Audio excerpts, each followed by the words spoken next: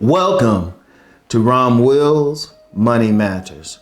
Live below your means. Look, I'm going to tell you what. It's not so much how much money you make. It's about what you do with it. And one of the things you can do is live below your means. Because I remember I saw a meme somewhere. It said, somebody could be making six figures and living paycheck to paycheck.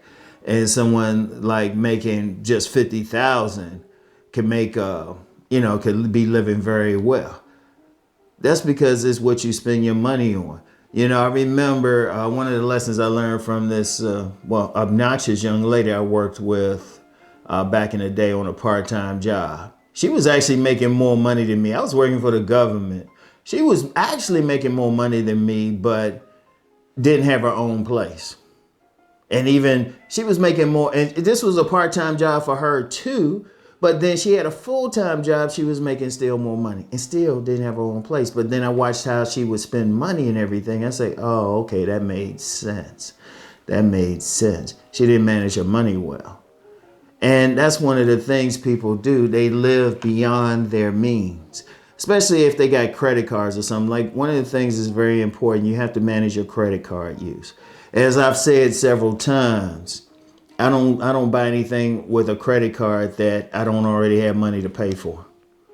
So basically I can pay off my credit cards every month. I'm always at that point. Now, sometimes I might just leave some stuff on there, because it looks good and everything to keep paying it straight. But whenever I need to, I still pay it off every month. I still pay it off. But here's the thing, though. Here's the thing. You want to live below your means. So if you're making 100,000, let's use that as a median. If you're making 100,000, what you want to do is live as if you're making 70,000. And the 100,000 is after tax. Think about it like that. Because just as an aside, when someone's saying, well, I'm making 100,000, how much do you make after tax? That's what you should really count. But that's another conversation for another day. But you want to live below it. That way, when anything comes up, you can handle it. And plus, you develop a big savings, which, of course, you can use the savings to start your business or handle emergencies. And indeed, yet another tangent, you might want to have a savings if you can. And if you can, have an emergency fund. But that's as you make more money. But whatever the case, live below your means. See, a lot of people, they want to spend the most expensive thing or buy the most expensive things to look like they're living at a certain level. Look, here's the thing about status. You're trying to impress people you don't know. You're trying to impress people you don't know. It's not even worth it. Now, I know some people might say, let me touch on some people say, well, Rob, you're always wearing those polos and gaiters. First of all, here's the thing with that. Living below my means I don't pay full price for them. I get them always at outlets on sale. I'm going, the day I'm recording this, tomorrow I'm going to an outlet to check out some stuff. And that's mainly for business. That's for y'all. When I'm out in the streets, I wear stuff from more discount stores. It's very rare I wear any of the expensive stuff out. It's very rare, just on an everyday basis. So that's the thing. And even then, when I get the stuff, when I get the shoes, when I get all of that for maybe I'm doing an event or something like the self-improvement summits, I'm always looking for the best price. I'm always looking for the best price. Like, sales should be your friend. Now, to live below your means, one of the things you have to do is create a budget, and a strict budget. So you have to behave as if this is all you're living on. And also in how, when the money comes in, like one of the things I do when I get paid, I put a lump sum into my savings. Always put a lump sum. And I don't want to get too deep into my payment sources. Let's just say I have a lot of income sources. So I've always put a lump sum in. I treat it as if I don't have that money to spend. I treat it as if that. I don't even count it. I don't care. Like, Please, I could live large on that. And see, some of that also is for taxes. But even then, I always have money left over. But even then, I'm just like, no, I don't have that money there. I don't spend that. And then I'm very careful how I spend money. Like one of the ways I live below my means, I only buy something if I see it as an investment. Food, of course. And I'm going to be real with you. That's the biggest splurge because I got something from a food truck yesterday. Didn't eat it all. And I was just like, man, that was $20. That was $20 I could have saved. Beyond that, I don't buy something. If I buy something, I got to have a reason for it. See, that's one of the things. A lot of people buy stuff they don't need. Like I say, to impress people or think it's cool, they know they don't use it.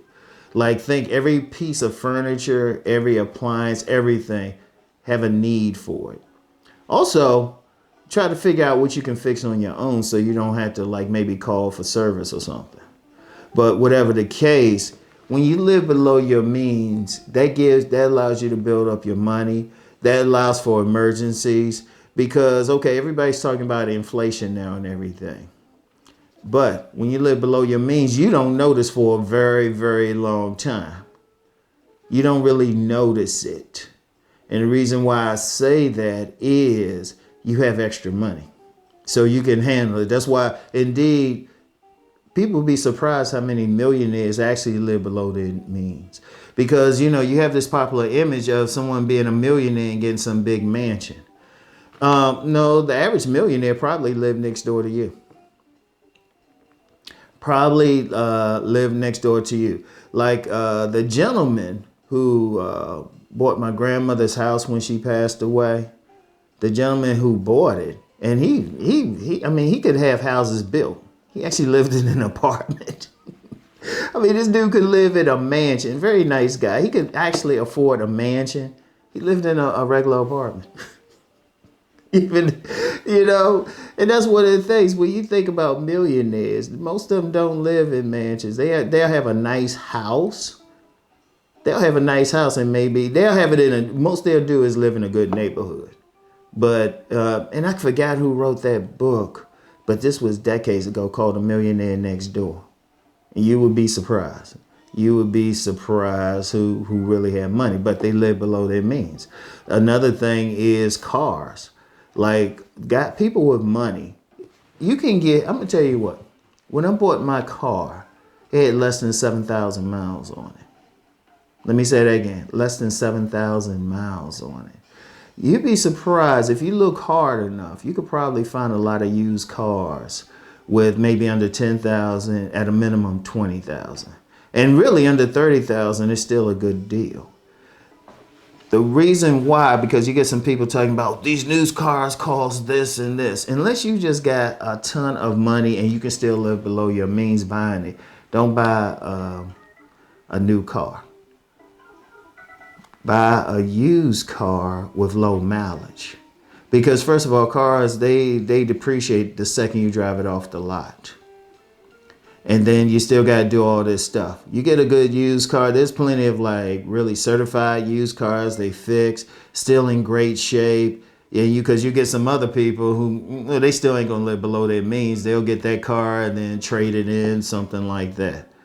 You can get a good car, good used car. That's still below your means. And indeed, you could probably be in a position to pay it off. But think about everything that you spend and like just have a limit. Just like I say, if you say, okay, you're making 100,000 after tax, tell yourself you're making 70,000 and live off of 70,000. You can still live very well in this country on 70,000. Yeah, you got some expensive places, but in the DC area, California. But outside of that, it's no, wait a minute. Yeah, it's outside of that, you can live very well off of not a lot. So you live off the 70. Think about it like this. Okay, you got that 70 after tax. You got $30,000 right there that you have for emergency, a down payment for a house, starting a significant business. That's very good. $30,000 for capital for a business. Think about it. You can use that money for other things in order to make more money to get income producing assets, including a house. That's really the base. That's a strong basis for anyone's wealth, real estate, because then you can put that, or then you can fix it up, keep it fixed, or everything you need to do. So live below your means. Live below your means, because people get in trouble because they live above their means. All right. So anyway, y'all know the deal. Live below your means, but still, let's go make that money.